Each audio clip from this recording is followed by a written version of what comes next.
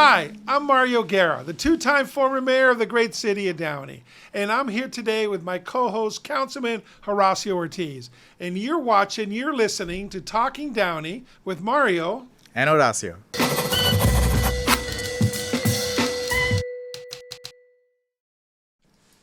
I didn't need to do the clap thing. But there I'm excited you're here. That's probably good. That's a new one for our show. That was great. Welcome, Councilman. How are you? I'm great. Thank you. Good. Well, I'm glad to have you here. Thank you. I think our viewers and our listeners, this is an opportunity for them to get to know you a little bit, get to talking about what your issues and your goals are. But now it's kind of fun for them to hear from a brand new council member, somebody that's lived here in the city this whole time. So how's it going? You've been a council member now for a month and a half. For almost 2 months. Almost two long months. Oh my God, this is your anniversary, man. Yeah, it's been amazing 2 months. I guess one of the best sort of things that's been happening is I've been getting to talk to my residents a lot more and trying to accomplish everything I can because I'm running for re-election this coming year. So I have to make sure I can deliver on my promises that I said during my campaign, and it's just about connecting to my residents. Yeah. I saw that you and Councilwoman Pemberton went around the city with a city manager, Roger Bradley, and he was kind of showing you everything on a 2-day visit on there. So tell us about that. What was any surprises? Anything that was particular of interest? It was a great 2 days, getting to know different department heads, listening to their finances, how the budget works for each department. It's a lot of information to take in. Yes. And just for 2 days, it's just a lot, you know?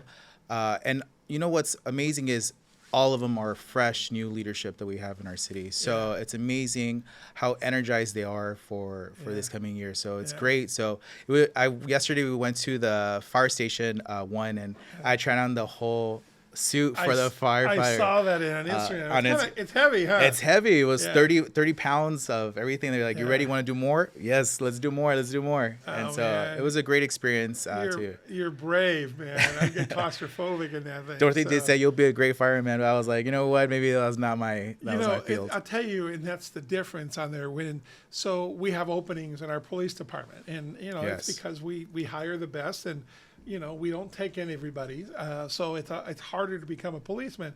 A fireman, if you have one opening, you get like we did. One time we had one opening, we got like 2,000 applications. Or further to come from behind on there to get in there. You touched on an interesting point, and we went to the police station too, and we spoke to the chief. And it's so sad that we have about 10 vacancies, police officers right now. And so it's just... we hear their struggles and how we can help together and work together as a team to grow together. And that's important for our listeners to know. The city wants to hire more police officers. It's in the budget. They have the openings for it and stuff. It's a long process. We don't just take people off the streets. That's why they said that we're not going to lose quality to hire new police. And during my campaign, I promised I'm going to create a substation, and I was speaking to our city manager Roger about it. And right now, our main goal is to fill the vacancies, and then from there, he and the police chief admitted that we're outgrowing our police station. So it's either grow from a second floor or create a substation. So it's a matter first of getting our vacancies filled, and then from there create a substation. And it's hard. I mean, the country has been beating up our police officers and our men and women in blue on there for a couple of years. So it's hard to get young people. I have the same issues with the Army, just recruiting. People don't know enough about it, and it's harder to do that. So what's been the most fun so far for you? You know what? What's been the most fun is sitting in my office late hours and taking it all in that I am part of this great team. Which office are you in? The first one. The first one. So when they come in, they see me first. I love that one on there. So in City Hall, there's 4 offices, and then there's the mayor's office, right? And so you rotate the offices depending on who's mayor, to moving in there. I always liked that was my first one, and I loved it. And I didn't want to switch. Sometimes you switch. I didn't want to switch every year and get, my paintings off the wall and the whole thing. But I eventually, over 8 years, had every single office on there. But I like it's the a great first view one. too, So, and it's right there, and you get to see who's coming in and out. So it's great to sit down and really answer every email. Try to respond to. I gave my personal number out to all my residents. Yeah. I didn't want them to call City Hall and talk to our secretary and then get me that information to me. I want them to directly reach out to me. So responding to each email, talking to Roger to see how we can fix the situations that our residents are facing. So that's the majority. It's a long list. But it is. It's the majority of the job is just being there so a resident can reach out to you. I first put my cell number. This is when everybody was secret about the cell numbers. I put it in my mayor's column. It was the first one to do a mayor's column in the Downey Patriot. And I put in there, we're like, oh my God, you're crazy. You're going to get all these crank calls and stuff. And I think ever since then, because it's still public number out there, and it's still my cell number. By the way, if you have any thoughts or questions for us, 562-706-4114. 562-706-4114. I don't mind putting it out there. You can't say you're accessible to people and then not be accessible to people. You know what? You gave your number, so let me give my number out. My number is 562-445-7572. I want to make sure that, I'm accessible to all my residents. The only thing is during my campaign, I always tell this story is that I had a resident call me at 2 a.m. and I heard what the resident was saying. And I said, I got you. Let me fix everything first thing in the morning. So at 2 a.m. 2 a.m. You answered it too? I answered 2 a.m. Oh, you're a crazy man. That would have gone. I wouldn't necessarily have answered. Yeah. Sometimes I answer late night ones. I'm still the police chaplain. So if there's a house call that comes to our house before 7 a.m., everybody in my house jumps because unfortunately it's a lot of times it's the police department. Somebody didn't wake up and they needed the chaplain there. Somebody passed. But that's just at certain times. I don't take my cell upstairs anymore. We have the house phone, but so I answer every phone call. So what concerns you the most on there? For now that you've seen, there's like, man, we got to get this right. I mean, you mentioned making sure we're fully staffed in the police department and everything else. Anything that so far at the first 2 months, man, we got to work harder on this. Something that concerns you most about the city? You know what concerns me the most is I think everybody has known that there's been this great divide between the South and North Downey, and right away, all my residents are emailing me, calling me, and telling me about the issues they're facing, and it's just a long list of things. So that's one of the things that I'm trying to make sure I fix and deliver on my first few weeks. We used to have a councilman. I won't tell you who because I won't embarrass him. But it was kind of like the running. Oh man, that's south of the railroad tracks. Literally, Downey has the railroad tracks to kind of divide it. He goes, "I'm not racist. I'm a segregationist." It's like what? What? I live south of the railroad. Anyway, so good. Yeah, there is, and I think sometimes it's just out of sight, out of mind. I don't think anybody purposely, but I'm glad you're going to be a great representative from that. So, so what committees are you on? People don't realize when you're appointed, when you're on the council, there's a lot of work behind the scenes. Committee work gets the job done, and then the two on the committee would bring it up to the city council for a vote on it, because you can't have more than 3 there, because if not, it'd be a Brown Act. So committees are very important. And then how you're appointed to outside committees for the contract cities, independent cities, the league. You're the representative from Downey showing up there.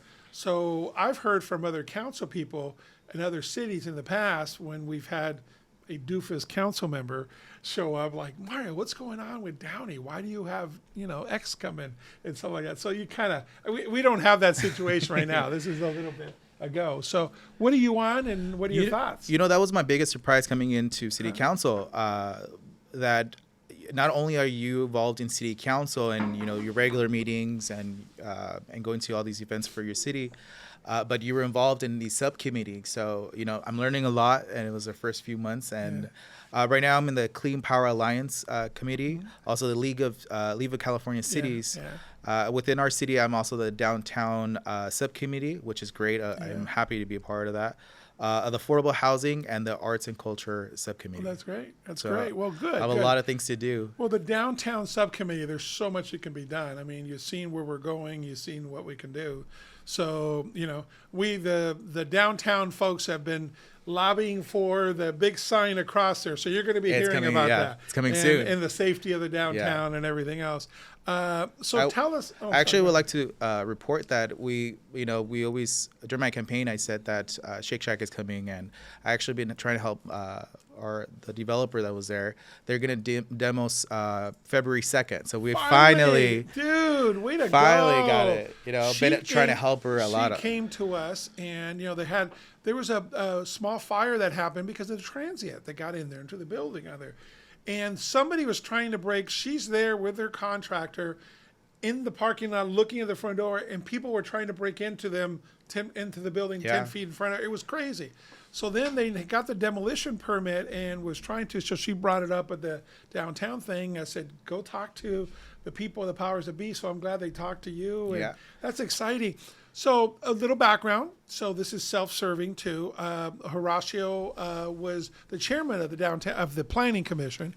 I was appointed a planning commissioner from Mayor Pro Tem Sosa. So we served down there for a year. So we got to work for each other. And then I took a lot of critics and a lot of static for endorsing you and coming out and so forth. And people were like, what are you doing? And crazy and blah, blah, blah and stuff. And I'm like, I know the man. He's going to do great. He's got a passion to serve. And he's going to be good for our city. And now all those same people that were criticizing me are now all your buddies, You know what? I'll be happy to say that one thing I promised, and I said this during the inauguration, is that the swearing in, is that I was making sure I bridge the divide that our city is currently facing. Yeah. And there are people that I put in my commission or my boards that did not necessarily vote for me. Yeah. I just wanted people that really had the heart of a city and really cared for our city and to really want to get involved and give the opportunity to those, because when I wanted to help my city, I won't name a couple previous council members that did this, but I reached out. I got an assistant, or another council member said, unfortunately, you're too young. And I want to make sure that I give that same opportunity that was not given to me. So regardless of politics, that's why today's politics is so divided. It's so divided. I want to make sure that I kind of heal the divide that's going on in our city. And that is so important. And it's so important. It's so important to do the right thing. So Shake Shack, so he's chairman, I'm on it. And the recommendation was not to approve the changes that they wanted to do on that location. So we found a way to find the word substantial was not defined, substantial changes on the plan. Because if we voted with what staff wanted us to do at that point, we would have had to vote no on the project for now. They had to resubmit it everything on there, take 6 more months. They would have lost the tenant. They would have all these other things. So because of the word substantial, and it was minor on the driveway and things like that. So we all worked together, the planning committee, like, no, we could do this. With it substantial, we don't feel it's substantial. We got to change it. We approved it that night, and now they're coming. So that was kind of cool work that we did just by being creative. Yeah, and it was 6 years in the making. Yeah. So it's unfortunate that we're barely in 2024 already, and she still has not demoed the place. Yeah, so but what did you say, February 2nd? February 2nd. That's I'm excited. Yeah, so good finally. For her. Good for her. So Shake Shack's coming on the corner of Downey and Firestone. So in that building that's there now will be torn down. It's just recently had a fire. Homeless people were living there and breaking in, and even though with security and police and stuff. So and there's a lot of things coming to our city. The first week of in my office, we got Sprouts coming in to my district, which is great. Yeah, it's gonna really revitalize that area and trying to change that area. The RVs, there were 16 RVs down Woodruff. And if you check my Instagram, I made a video about it. We removed all the RVs right there, and so we make sure that we clean up and deliver for this coming year. That's awesome. Well, keep going. So interesting. So you were on 2 committees that you had 1 vote on the other day. Your very first meeting or second meeting on there. So you're on the Public Arts Committee, and so and then So just to give everybody a little background. So years ago, there was a public arts committee, and each council member appointed somebody to that. So the problem was that and then we decided to charge a new builder, a new development, either paid 1% to the arts and public places, or they put some public art in themselves, right? So after 4 years, we had one piece. The committee was arguing about should we get name artists? Should we get all this on there?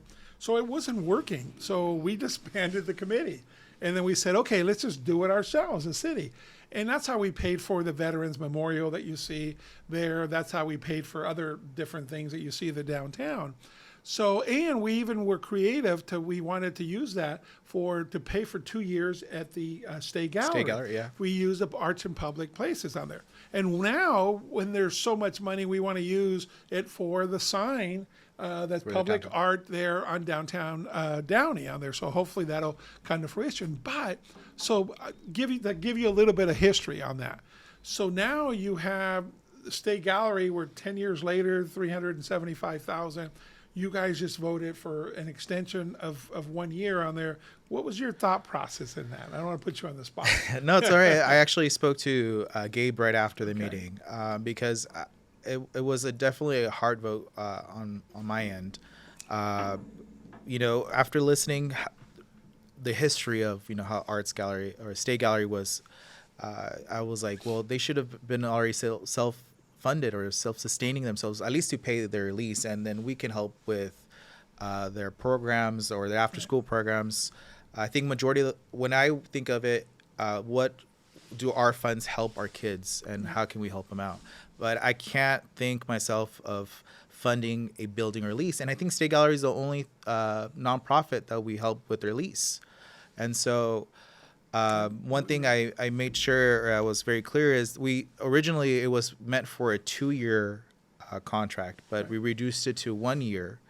And then I was arguing that I want to make sure that we use these arts in public spaces fund to bring art to my district, because I think we feel a little neglected on arts and all those places. I would appreciate a little art piece coming into the promenade or the Downey Landing.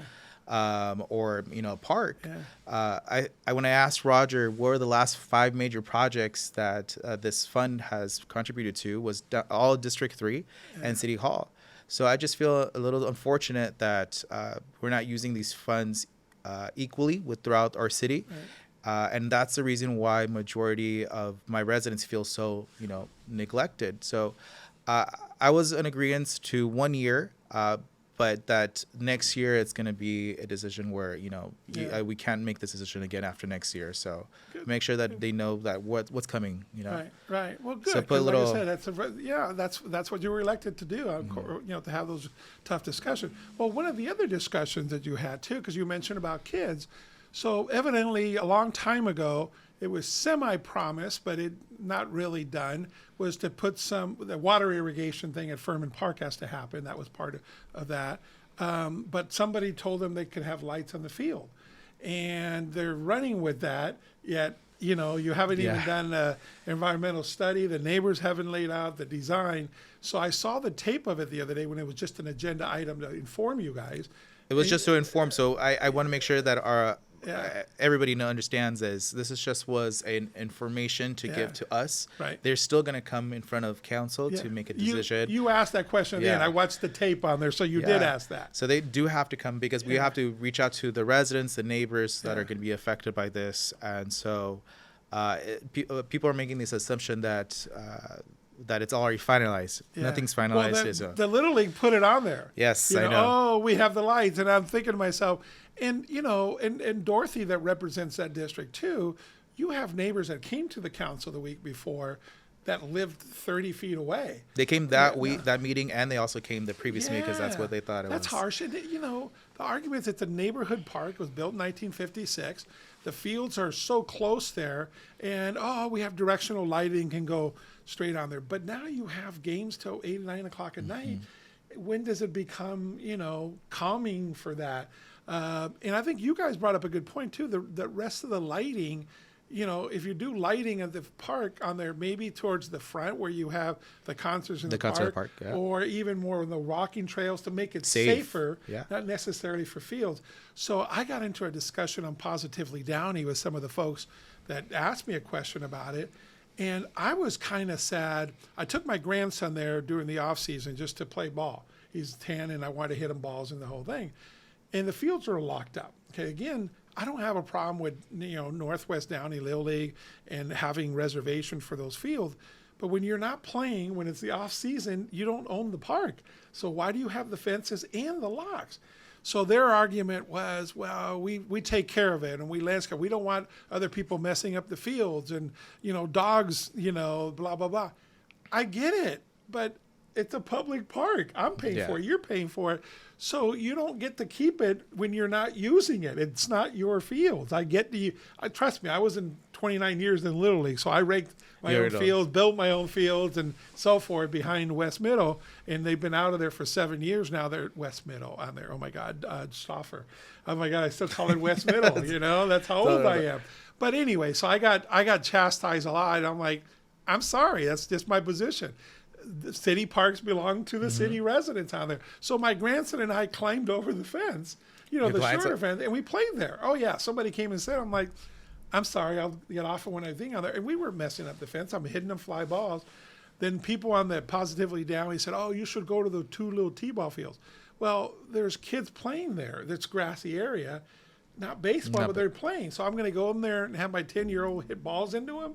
Come on. When there's 2 fields that are empty in August there. So that's the dilemma. Okay. So just. And that's I think a lot of residents, it's a mixed emotions of what people really want. And so, again, this meeting was just to inform us. It was not something finalized or anything. It's still years of negotiations. Yeah. And that's the whole point. I think as long as it comes back and you guys get all the other stuff on there. So, folks, I'm sorry, but that's what I heard that night too at Northwest Downey. And so please don't buy all your lights yet because it's not quite there yet. But anyways, is there anything you liked on our first meeting together? I'd like to have you back on whenever your schedule on there. And what we usually like to do here is, usually we tape the day after a council meeting, right? Because you have all these agenda items, okay? So we see what happened on the council, and then we talk about it. Our comments from our viewers and our listeners have said this is the most information they get. I mean, look at the inside behind the scene things that they got today from you and me. There was nothing wrong. We didn't, tell dirty secrets, and we didn't do anything wrong, but we informed. You know, they now know how you feel on certain things, and they know some of the background history. So that's kind of how we do things. And I definitely will love to come back. And one thing is I'm trying to be as transparent to all my residents. Downey as a whole, I'm doing something on Instagram. Follow. I saw that. Yeah. What is it? On the Move with Horacio? On the Move with Horacio. So I just want to make sure my residents are aware of what's going on. A lot of my residents are not aware of what's going on in Downey. And so I just want to make sure that I have everything's there. They know what I'm voting on or what I feel. And so they can make a clear decision. They know what's going on. Well, every time I talk to you, every time I see the things you're doing, it just validates my decision to support you, to endorse you, to want to have you as a council on there. We're going in a good direction. We have, from what I see, I'm not asking for any controversy, but I think the 5 of you seem to be getting along pretty decently. And that's one thing, like I mentioned earlier too, is I want to make sure that I bridge my council, and regardless of who they endorsed or who they helped, I think at the end of the day, we all love Downey. And we all have the best interest of Downey at heart. And I know we'll help each other out at the end of the day, and they know that. And they know, so I want to make sure that I continue that. Absolutely. Well, not do anybody dirty or anything like that. The whole point is like so you don't get a lot of money. In my day, by the way, my day was $743 a month and $100 for being mayor. What do you guys get now? I think right now it's $800 and something. We got a little raise there. So folks, you're not doing it for the money. I always tell everybody there's no health benefits. There's no retirement plan. There's a really, really cool parking spot at City Hall. Okay, you got your little badge, and that's great. Yeah. So you're all set right there. You get a key to the. We got a key. So that was the weirdest thing, right? The very first week they give you a key to City Hall. And I go, well, what's the stuff? No, just turn the key and you get in. Just make sure you lock it. It just seemed like a lot of responsibility. We have a scanner, the little badge, just bat and opens the door. Oh, so okay. That's well, I'm older when I was there. We're evolving, right? But isn't that crazy? You feel and I was elected in my you feel like a grown up. Yeah. What do you mean I have a key to City Hall? Literally, it was kind of fun. One of the things I'm worried about is I'm going to trip the alarm or something right before I leave office or something. Because Dorothy stays very late, which it's great. I think we're the new freshmen, so we're trying to make sure that we're there learning. Yeah.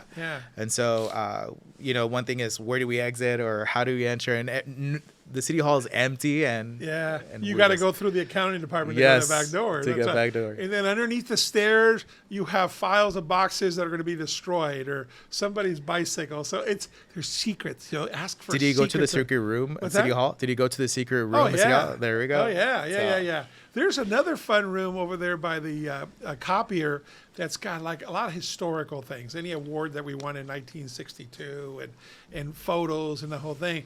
And I would find myself going in there and just going through boxes and seeing stuff. It was just kind of fun down there. So there is that historical perspective there. So it's kind of fun out there. Yeah. So enjoy it.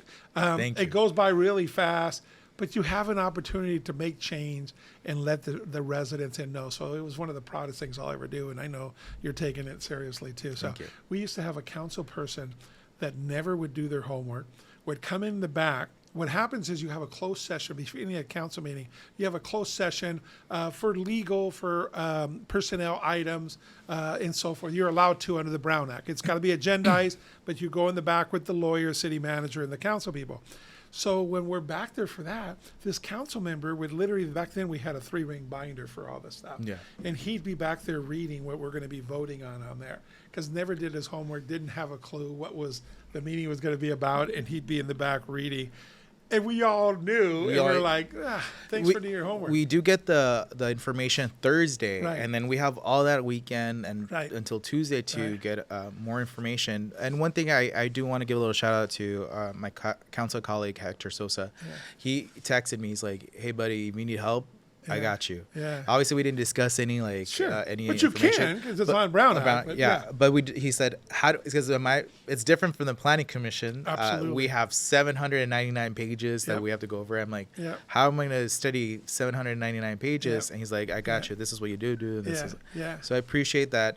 I have the support of my council colleagues, and if I have any questions, Claudia Frometa, she's right next to me, and I just easily, I'm sure if people see that we're discussing things, she's giving me some information and everything like that. Yeah, no, it's important, and it's really important to have that sense and have that camaraderie on there. But I'm telling you, I'm glad you're taking it seriously.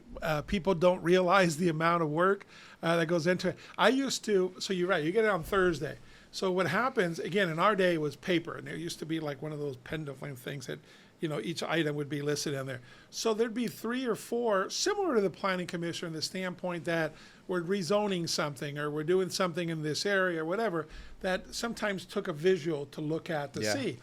And the funny thing is, you can ask him, a former mayor, Alex Saab, him and I would literally run into each other at one of the items on the agenda. It'd be Saturday morning, and we'd be going out to, somewhere on Stamps Avenue or something, and we'd see our cars, and we'd stop laughing because we were doing homework. Yeah. That whole weekend is when you do homework. So that's kind of a running joke that we have and stuff. And then, you know what? And it's great because I'm growing a relationship with Dorothy, too. We went to a conference for new mayors and new council member academy. I've been going to a lot of conferences. I told you from the very beginning that I got involved getting to know other council members from different areas and went to contract cities, and I crashed those events so I can get to know other city members. Sure. And so right there, we always I introduce people I know. Dorothy, this is so-and-so, and we go out and we socialize and network with other council members. So it's growing a nice relationship. Good. You do. You learn so much. And you learn a lot too. What other cities are facing. Yes. So and I'm going to say this during our next council meeting. It's just I'm so proud where Downey is because you go there with cities that are 10,000 or 20,000 residents, you know, and then here we are with 118,000 residents. Yeah. And there's Seal Beach, who's facing a $15 million deficit. And here we are with $33 million reserves. Yeah. Yeah. So it's just great where we're at as a city as a whole. Yeah. And I know we're in the right direction. We're going to the right direction. Well, you do. You pick up at those conferences. So the one that you're going this weekend, Independent City Association, Yes. I was past president of that, and that's in Santa Barbara. But this weekend, when it's a public safety one, so you usually have a lot more police chiefs there. You know, you have the council members, of course, and the city staff. But that's where we first saw the license plate readers there, and I happened to be with our chief back then. And we came back, and 6 months later, we were one of the first cities in LA County to have the license plate readers on the car. So people don't know, but that's where the ideas come from. At that same conference you went to, that's when there was a small city up north called Winston, California. Okay, I've never been there since and never knew anything.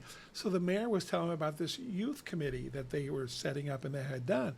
That's where the idea that I got from the Downey Youth Commission came from that. Wow. From being there, from the mayor of Winston. I can't even tell you his name. I just remember because it was the state name, Winston, California. Had a youth commission. It's a very small city. So you get ideas. I said, you know, those things in town halls is where you get ideas from the folks. And you hear what their struggles and our struggles. Yeah.